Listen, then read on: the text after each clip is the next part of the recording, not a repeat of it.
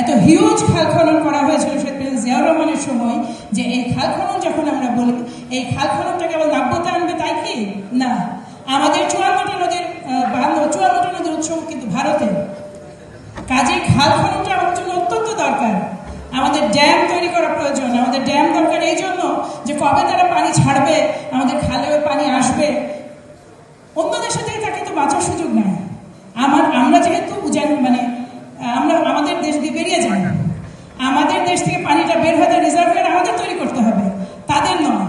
একটা best part হচ্ছে কেবল যে নাব্যতা বাড়বে নদীর, কিংবা পানির যে প্রবাহ সেইটা বেড়ে যাবে তা কিন্তু তার যে নৌকা করে এখান থেকে বলে চলে যায় মানুষ।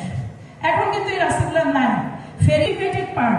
আমরা যখন পরিবেশ নিয়ে কথা বলছি, আমরা কিন্তু যোগাযোগকেও কানেক্ট করি। ইউনিয়ন ভিত্তিক ব্যবস্থা নিব, পেশাদার ক্রীড়াবিদ বেছে আনার জন্য।